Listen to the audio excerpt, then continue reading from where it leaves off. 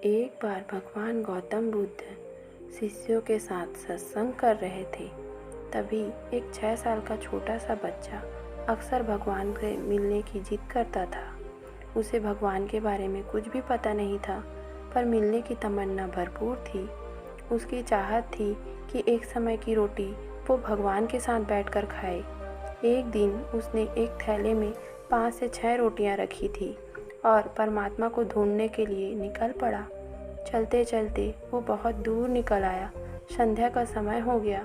उसने देखा एक नदी के एक तट पर एक बुजुर्ग माता बैठी हुई है, जिनकी आंखों में बहुत अजीब सी चमक थी।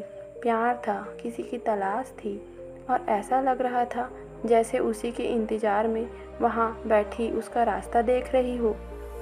वो मासूम बालक बुजुर्ग माता के पास जाकर बैठ गया, अपने थैले में से रोटी निकाली और खाने लग गया। फिर उसे कुछ याद आया तो उसने अपना रोटी वाला हाथ बूढ़ी माता की ओर बढ़ाया और मुस्कुराकर देखने लगा। बूढ़ी माता ने रोटी ले ली। माता के झुर्रियों वाले चेहरे पर अजीब सी खुशी आ गई थी।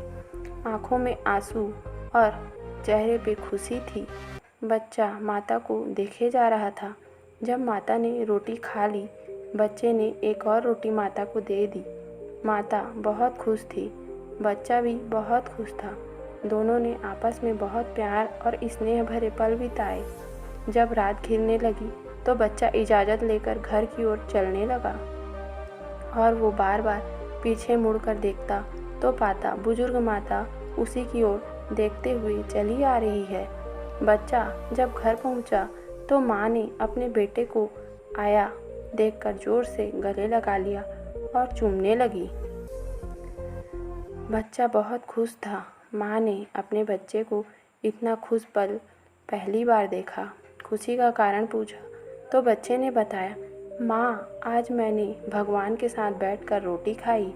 आपको पता है माँ, उन्होंने भी मेरी रोटी खाई। पर माँ, भगवान बहुत बूढ़े हो गए हैं।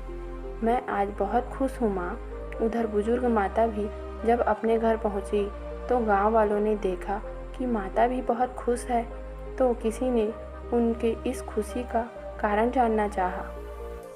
माता बोली, मैं 2 दिन से नदी के तट पर अकेले भूखी बैठी थी। मुझे पता था भगवान आएंगे और मुझे खाना खिलाएंगे।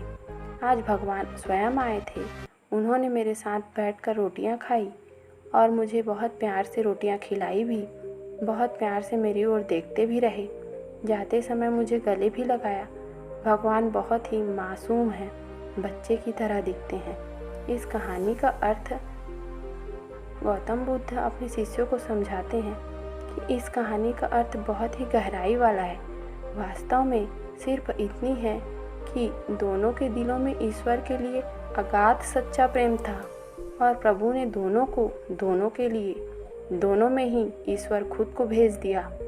जब मन ईश्वर भक्ति में रम जाता है तो हमें हर एक जीव में वही नज़र आता है।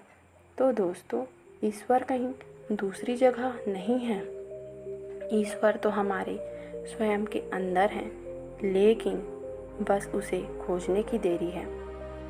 दोस्तों, हम सोचते हैं कि ईश्वर हमें मंदिर, मस्जिद, शिवालय में मिलेंगे, लेकिन नहीं, ईश्वर तो हमारी पूर्ण संगति और भगवान के प्रति विशुद्ध प्रेम ही उनसे मिलने का साधन है। मुख में प्रभु का नाम हो, हाथ से प्रभु का काम हो, निष्काम सेवा हो तथा हृदय में प्रभु का ध्यान हो तो भगवान प्राप्ति संभव हो जाती है।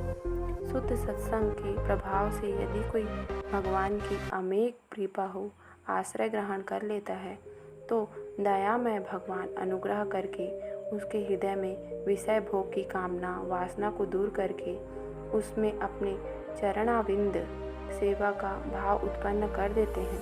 सद्गुरुदेव भगवान के श्री चरणों के प्रति मन को वश में करना बहुत ज़रूरी होता है, तभी हमें भगवान मिल पाएंगे और वे हमें अपनी ओर आकर्षित करते हैं। मन प्रेम रूपी सुगंध में स्थिर हो जाता है और फिर वहाँ से लौटना नहीं चाहता। यह है भगवान की भक्ति। मन को भगवान का वह प्रेम मिलता है जो शाश्वत होता है, और यदि भगवान यह नियम बनाता है कि हम भगवान से कैसे मिल सकते हैं, तो उसके लिए हमें मन को वश में करना बहुत ज़रूरी होता है। अगर हमारा मन इधर से उधर भटकता रहेगा तो शायद हम भगवान को मंदिर में बसा हुआ पा सकते हैं। और इसके बिना हम जप, तप, ध्यान, सत्संग आदि के विवेक का विकास होता है, भगवान की सम्मुखता होती है, अंतःकरण में परमार्थिक रुचि पैदा होती है और हृदय में भगवान के प्रति प्रीति होने लगती है। ऐसा होने पर संसार का महत्व उस साधक भक्त के लिए धीरे धीरे कम हो जाता है, उसका संसार से विच्छेद होने लगता है और भगवान के प्रति प्रेम बढ़ने लगता है। तो दोस्तों अगर ये भगवान से मिलने की कहानी या यूँ कहें तो सद्मार्ग पसंद आया हो तो मेरे चैनल को लाइक कर दीजिएगा, सब्सक्राइब कर दीजिएगा और शेयर कर दीजिएगा, ताकि दोस्तों मैं आपके लिए ऐसे ही नई नई कहानियाँ, नई नई उपदेश ला सकूँ।